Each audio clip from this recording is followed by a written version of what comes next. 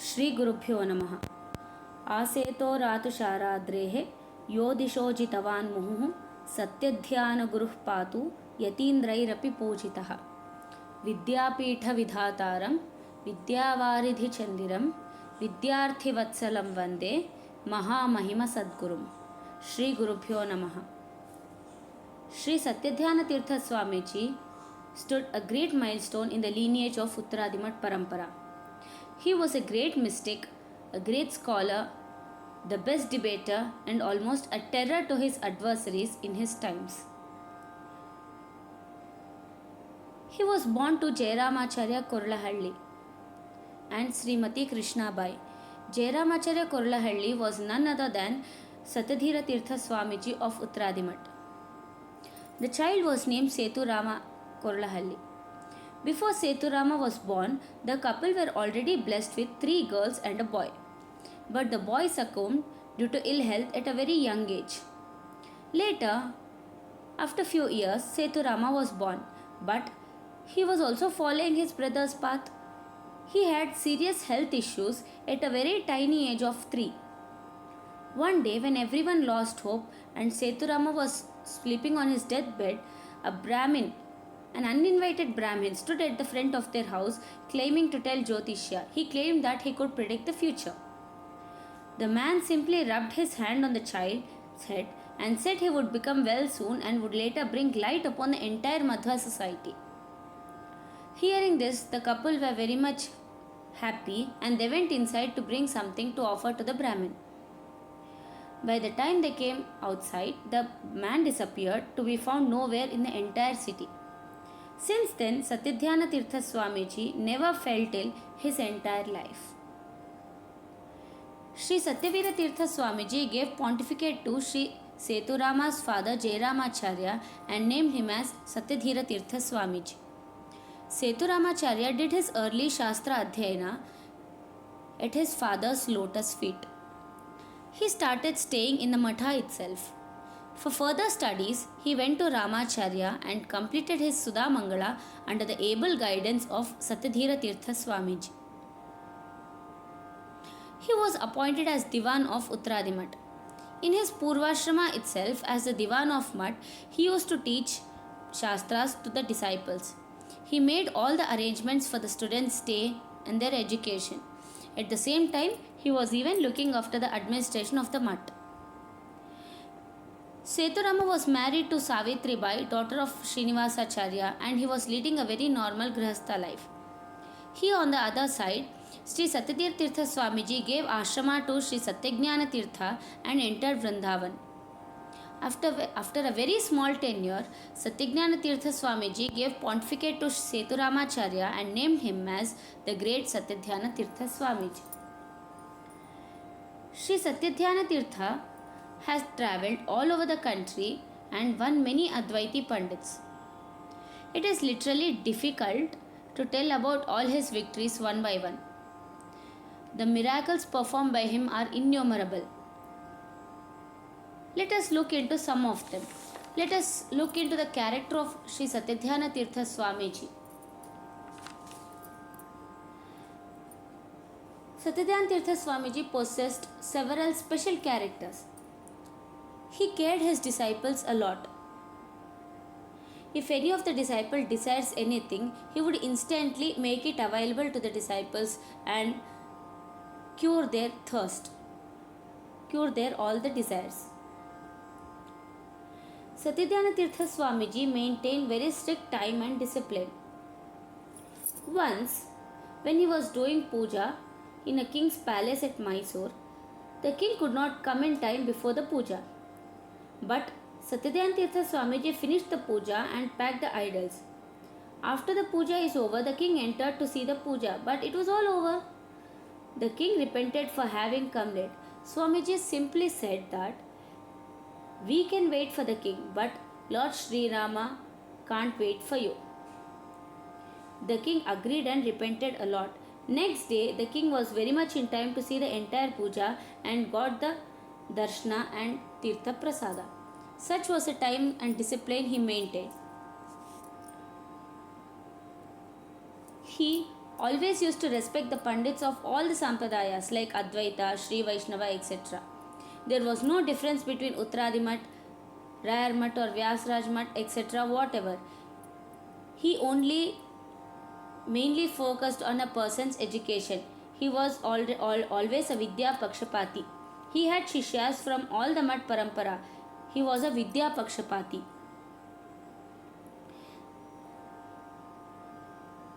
On one side, he used to maintain strict time and discipline. At the same time, he always used to shower his blessings upon his bhaktas and shishyas. He showed extreme bhakta vatsalya. Once in Bagalkot, a lady had gone with her neighbor with her mother-in-law's permission. Because of heavy rush, she lost a bag wherein she carried the saree given by her mother-in-law, and she had the only saree with her. She was worried that her mother-in-law would scold her and was searching. She was searching a lot, but she couldn't find it nowhere. Somehow, Swamiji came to know about the incident and asked his disciples to bring 2 good saris and gave it to her. Once, he was giving dakshina during bhojana to all the people in the line. His shishya was carrying the plate which carried the dakshina. But somehow the entire dakshina in the plate fell on a plantain leaf of a lady inadvertently. Swamiji did not scold the shishya, but instead asked the lady to retain the entire dakshina. Actually, Swamiji probably he knew about the condition of the lady. The lady was a very poor lady, and this dakshina helped her a lot for her family maintenance. Such was the blessings he showered upon his bhaktas, upon his devotees. Not just upon his devotees, he always showered all his blessings and affection even to his disciples also.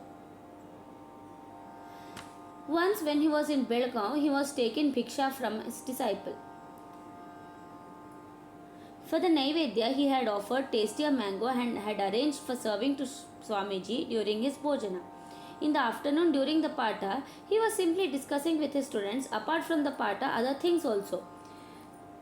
At the same time, he inquired simply about the mangoes to his disciples. Later, he came to know that only he was offered the mangoes, his shishyas weren't offered. Swamiji realized that the fruit was served only to him and not to his disciples. After the pata is finished, Swamiji asked the mud driver to bring the van. He sat, he asked all his shishyas to sit in the van and went to the market to a good fruit dealer and brought mango fruits of the highest quality and gave it to his shishyas. He asked them to eat it. They were so happy and ate the fruit to their maximum satisfaction. This shows the Swamiji's Vatsalya for his shishyas who have come all the way leaving their parents for Shastra Adhyayana.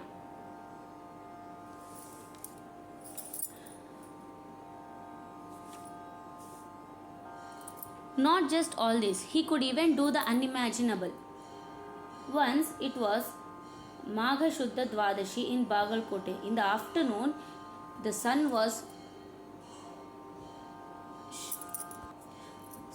shining very brightly. Swamiji felt the summer heat. He observed that all the pandits and people were thirsty. There were thousands of people. He asked his disciples to bring panka for Naivedya and serve them all.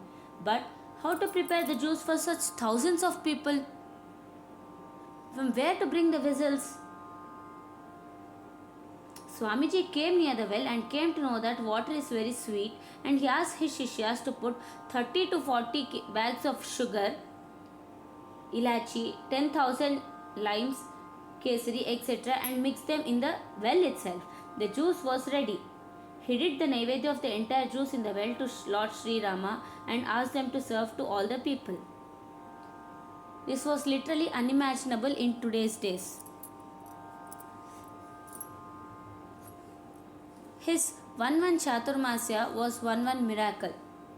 During his Chaturmasya at Bijapur, Mutt used to arrange bhojana for not less than 10,000 people both during day and night. Bhojana was arranged for other communities as well. One day around 50 people from Tikoti came to Mutt, that too during late night. They had to reach in the morning itself, but because of heavy rain, they could not even reach before night bhojana time. By the time they reached, all their dresses, all their clothes were wet and they were very hungry. All the vessels in the mud were cleaned and no food was left. Swamiji, who heard that people are hungry, he immediately came down from his room and ordered immediately that the food to be prepared and served to all of them. But the Divan told that the fuel is not there, and all the fuel was wet because due to heavy rain. Swamiji got angry that and he asked the Divan to remove the shed of the bathrooms and use them as fuel for cooking. In this way, he ensured that the bhojana was served to all of them, even that to late night.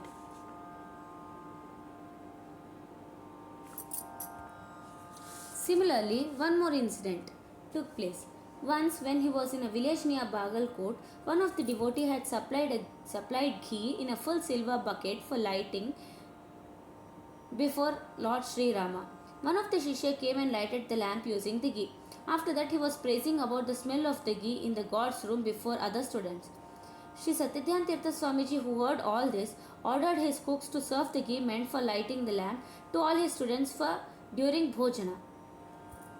The devotee who had supplied the ghee was literally shocked at this. Swamiji then convinced the devotee, saying that your ghee will light the lamp for 3 or 4 days. But these disciples, these students, are the Nanda Deepas of Madhva Tattvajnana who will flourish the Madhva philosophy for years and years together. This shows the affection Sri Satyadhyana Tirtha Swamiji had on his disciples. The affection which Swamiji showed on them enabled the world to have many such Shishyas, Prashishyas even today. One or two. If we keep on describing, there are endless instances. Every single day, he used to surprise everyone by his thoughts, his affection towards his disciples, his strict discipline, and his timely rules. At the same time, he even composed many works. Some of them are Gita Sara Sangraha, Sabha Sara Sangraha, Sudarshana Mahatmya, Chandrika Mandana, and many more. The incident of composing Chandrika Mandana is quite enthralling. It literally brings goosebumps to us when we hear about it. Once, when Sri Satyadhyana Tirtha Swamiji was in Tirchanur, an Advaiti scholar, Ramasubba Shastri of Kumbakonam, had written a book condemning Chandrika of Sri Vyasaraja Tirtharu with the title Chandrika Khandana. He had written it very long back. He had kept the copies of the book in one of his disciples' house. One of the copies had reached Sri Kupparaya, named advocate, in Tirupati by mistake. One of the Shishyas of Swamiji was a friend of that advocate. He got that book from Kupparaya and gave it to Swamiji. As soon as he received that book, when he went through the book with each and every aspect, and he was literally shocked. He started writing the Khandana for that Grantha. He started replying immediately, postponing his bath and puja. Sannyasashrama Dharma says if any Khandana Grantha is written for Acharya Siddhanta, the same should be condemned immediately, lest the Sannyas Dharma itself is in vain and he has to observe Sutaka until and unless the Grantha is condemned and Acharya philosophy is re-established. After Snana, Puja and Tirtha Prasada, he again continued the book and within a short period, he completed the book and gave the title Chandrika Mandanam. He also sent a copy of it to Ramasubba Shastri who was in Kumbakonam. But he did not reply for the Mandanam by Sri Satyadhyana Tirtha Swamiji. Then Swamiji sent an advocate from Madras High Court to the place of Ramasubba Shastri and invited him to meet the Swamiji at Padma Sarovara where Swamiji was staying at that time. But the Shastri avoided by replying that he does not like to debate with the Swamiji and said that he has written the book for a very long time and now that he regrets for his book and whatever it is written by Swamiji he is right. Then only Swamiji called for a great Sabha at Tirchanur and invited all the religious sectors from Advaita and Vishishtadvaita apart from Dvaita Pandits. The Sabha was attended by more than 1,000 Pandits, people from all over the country. Swamiji inaugurated the book titled Chandrika Mandanam. The Chandrika Mandanam has 3 parts. In the first part, he has described that the Advaita has no base in Shruti and Smriti. In the second and third part, he explained Sri Vyasaraja's Tatparya Chandrika. Such is the Diksha of Sri Satyadhyana Tirtha Swamiji. Literally, words fall short to describe such a great personality. We are very much fortunate enough to yet hear about him from his Shishyas directly even today. Sri Satyadan Tirtha Swamiji made a deep inspiration by his magnetic personality and his enthralling energy and tremendous thoughts. He ruled the Pita for 31 long years. He gave ashrama to Sri Satyaprajna Tirtha Swamiji and entered Vrindavan in Pandharpur, Maharashtra. His mightiness, his valor is undescribable. Today, on this auspicious day, let us know the least about this great personality and become dhanya and fall at his lotus feet. Shri Krishna Arpanamastu.